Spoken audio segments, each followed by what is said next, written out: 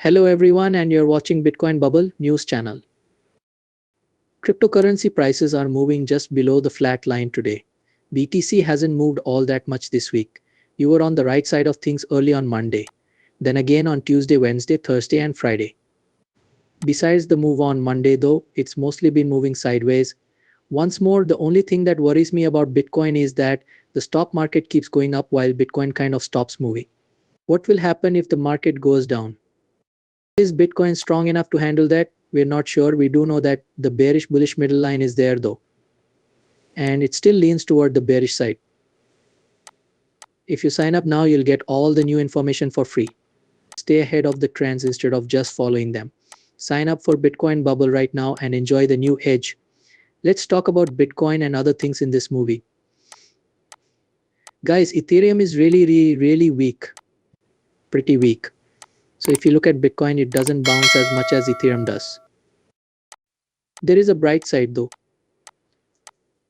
A lot of technical help is just below this $2,000 level.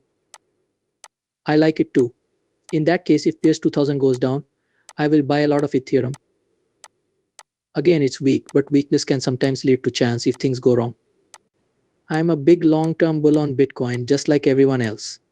I'll buy some Bitcoin if it falls sharply. I like the sound of that. Okay, next let's quickly look at oil and see what it's doing. The price of oil is still going up and down. You already know what I plan to do about this. I've been telling you guys about it for a few days now, right? We ran out of time here, right? I'll put that up there. I sold short here, got covered right down in this range, went a little lower, and now I'm back to where I started. That's my short level. In short, the global data keeps getting worse from 72 to 73.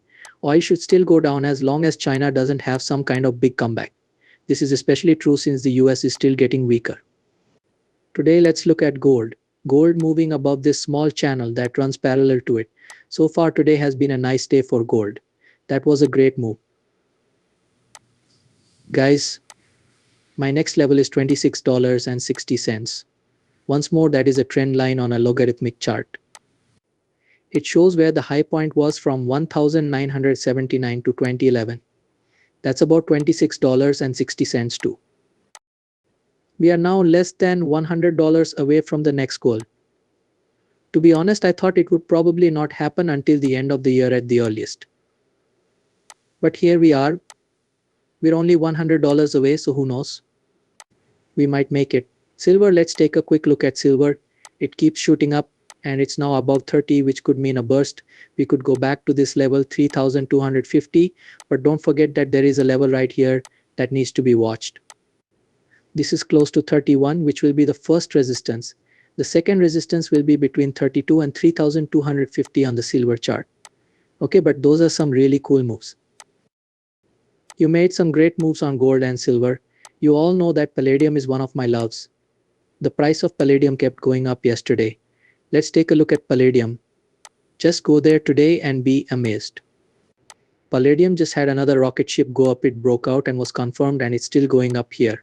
The same thing will happen. There will be pushback right around 1080 to 1085, which is this little pivot point. Kind of pullbacks on palladium to the crime scene are pretty rare though. A huge chance to buy. Even though I'm still long gold, I wouldn't buy up here if I weren't. I'm only interested in that.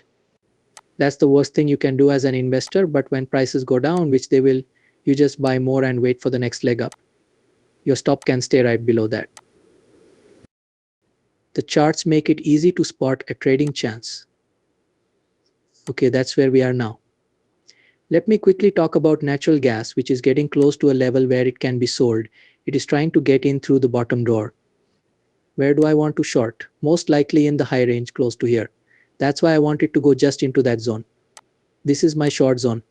I'm trying to be strict and get the best starting point on the short, which would be near the top of this range instead of the bottom, where it is now.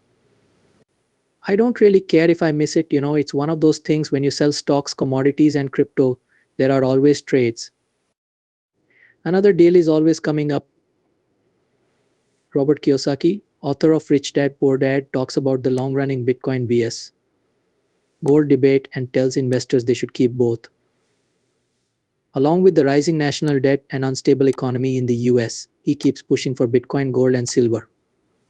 Kiyosaki asked in a tweet why investors fight about Bitcoin vs gold, saying that both provide safety and should be a part of a diversified portfolio in times of economic uncertainty, like when the US prints more money. Kiyosaki has been pushing Bitcoin since 2020. Kiyosaki says that the US debt is very high, it grows by $1 trillion every 100 days, and that higher interest rates will put even more stress on the economy. Because the bond market is having trouble, Kiyosaki tells buyers to stop using fiat currency and start buying Bitcoin, gold, and silver instead, which are safer and more tangible assets. Kiyosaki is sure that buyers need to hold both Bitcoin and gold in order to deal with the problems in the economy right now. The biggest inflow of $263 million into the Bitcoin ETF since late July, which pushed Bitcoin above $60,000. Vitality led the way with new investments worth $102 million, which showed that the market was coming back strongly. It says that Nvidia will grow quickly until 2026. This business might grow more quickly. Okay. Okay, then I thought, okay, I'm interested because it was under Wolfspeed. I told myself, okay, let me go down and look. It talked about the fastest growing companies. And you can guess who came in at number 2? Wolfspeed right now. Okay.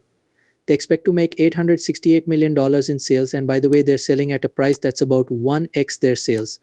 That means they'll make over $1.7 billion in sales by 2026. Again, huge growth slowed down to levels seen in 1995 to 1997. Okay.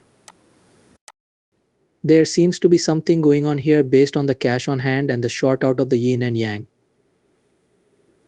Okay, once more, that was also kind of interesting to see.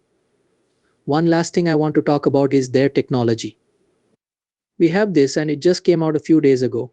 Wolfspeed shows off cutting-edge silicon carbide module solutions that will make clean energy work better. To go over what I already said, this company makes clean energy chips, which are like processors, but for clean energy. It says that Wolfspeed, the world leader in silicon carbide technologies, today unveiled a silicon carbide module that will change the renewable energy storage, and high-capacity fast-charging industries by making them more efficient, durable, reliable, and scalable. I'll read it out loud so you can all see it. Okay, the idea is that yes, they don't want to be in the electric vehicle EV market, but let's be honest, with robo-taxi services and all these other things, most of them will be electric cars. That is, especially since Tesla is involved. The chips there use a lot less energy than anything else on the market, work better at sea. Find that, pay attention to this science. Again, I think it's a secret gem. It doesn't have much in it. Without a doubt, I put some money into it. I'm taking part. If it pops, I don't know where I'd want to carry it. In the end, though, I just want you to know that there may be secret gems out there that don't work out, but they might. They have very interesting technology, which is why I'm only briefly interested.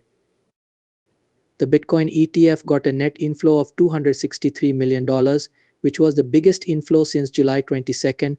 At the same time as this rise, Bitcoin's